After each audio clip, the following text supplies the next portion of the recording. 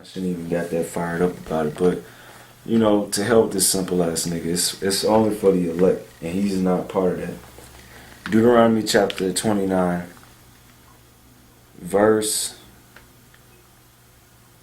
20. The Lord will not spare him, but then the anger of the Lord and his jealousy shall smote against that man, and all the curses that are written in this book shall lie upon him, and the Lord shall blot out his name from under heaven. And the Lord shall separate him unto evil out of all the tribes of Israel, according to all the curses of the covenant that are written in this book of the law. Okay. Okay, Deuteronomy chapter 28, verse 45.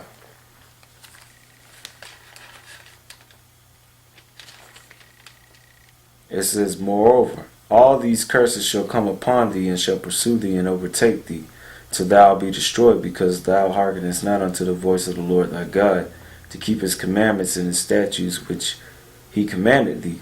And they shall be upon thee for a sign and for a wonder, and upon thy seed forever. It didn't say ovaries or egg, it said seed, going back to the man, because the man has the seed. Alright, for these simple ass niggas. Let me get that in Leviticus. Okay, the seed. I ain't talking about no damn. Women don't have seed. That's basic biology, man. Women don't have seed or semen. They have ovaries. They have eggs.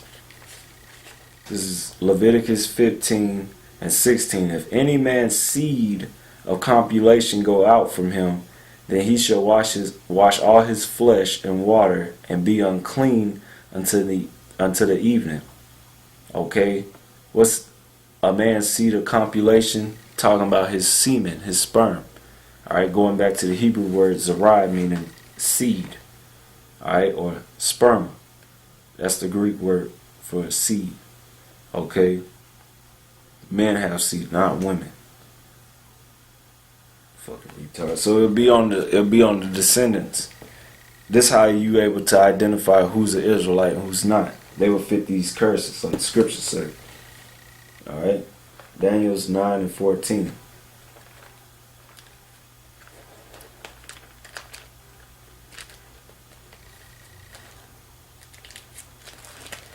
Daniel's chapter 9. Verse 14, therefore hath the Lord watched upon the evil and brought it upon us, for the Lord our power is righteous in all his works which he doeth, for we obeyed not his voice. And now, O Lord our power, that has brought thy people from forth out of the land of Egypt with a mighty hand, and has gotten thee renown, as at this day we have sinned, we have done wickedly. O Lord, according to all thy righteousness,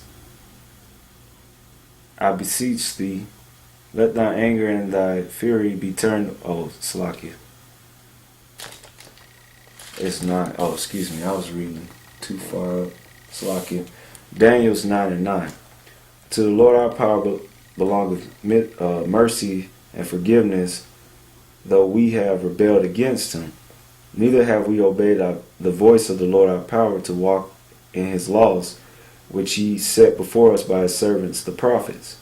Yea, all Israel have transgressed thy law, even by departing, that they might not obey thy voice. Therefore the curse is poured upon us, and the oath that is written in the law of Moses, the servant of God, because we have sinned against him.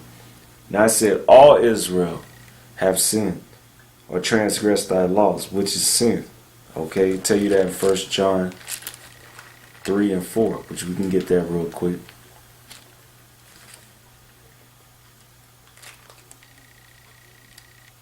First John 3 and 4, it says, whosoever committeth sin transgress also the law, for sin is the transgression of the law.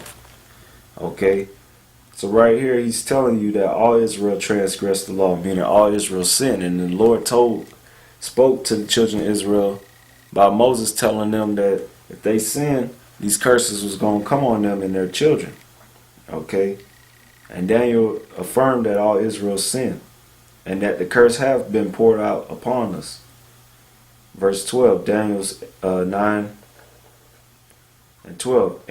And he have confirmed his word, which he spake against us and against our judges that judge us, and by bringing upon us a great evil. For under the whole heaven have not been done as have been done upon Jerusalem. Yeah, as it is written in the law of Moses, all this evil has come upon us, yet made we not our prayer before the Lord our power, that we might turn from our iniquities and understand thy truth. Okay? Which this guy's still in his sins because he denies the Son of God. Alright? He denies the scriptures and he denies the truth. So he's still in sin, man. Okay? He's still in sin. So the Lord gonna kill him when he come back, man. Cause he ain't repentive. Alright? Cause if he was in a repentive state and was mending his ways, meaning repenting, then he will understand the truth. Okay, but he's not doing that because he loves darkness, man. Wicked ass nigga. Alright. Daniel's 9 and 14. Therefore have the Lord watched upon the evil and brought it upon us, for the Lord our power is righteous in all his works, which he doeth, for we obey not his voice. Yep. So let's go into Deuteronomy 31:24. See what that say. Deuteronomy 31:24, it says, And it came to pass when Moses had made an end of writing the words of this law in a book until they were finished, that Moses commanded the Levites which bore the ark of the covenant, saying, Take this book of the law and put it in the side of the ark of the covenant of the Lord our power, your power, that it may be there for a witness against thee. For I know thy rebellion and thy stiff neck. Behold, while I am yet alive with you, this day ye have been rebellious against the Lord. How much more after my death? Gather unto me all the elders of your tribes and your officers, that I may speak these words in their ears, and call heaven and earth to record against them. For I know that after my death ye will utterly corrupt yourselves and turn aside from the way which I commanded you, and evil will befall you in the latter days. In the latter days, that's a key point. In the latter days, are we not living in the latter days? The latter days began when the Lord was on the scene. Get that real quick. Hebrews 1:1. God, who at sundry times in diverse manners spake in time past unto the fathers by the prophets, having these last days spoken unto us by his Son, whom he hath appointed heir of all things, by whom also he made the worlds. So it said the last days begin when who you really call Jesus Christ was on the scene speaking. Okay, that was the beginning of the last days. All right, 1 Peter 1:19. But with the precious blood of Christ, as of a lamb without blemish and without spot, who verily was foreordained before the foundation of the world, was manifest in these last times for you. Okay, so 2,000 years ago, when the Lord was on the scene, or when he was on the scene, died and resurrected, and is waiting in the spirit world to come back and claim his kingdom. Alright, and save the elect and destroy you heathens and you wicked ass niggas. Alright, you 2/3. Alright, that was 2,000 years. Alright, till now has been the last days. So it said back in Deuteronomy, alright, 31:29. For I know that after my death ye will utterly corrupt yourselves and turn aside from the way which I commanded you, and evil will befall you in the latter days, because ye will do evil in the sight of the Lord, to provoke him to anger through the work of your hands. And Moses spake in the ears of all the congregation of Israel the words of this song until they were ended.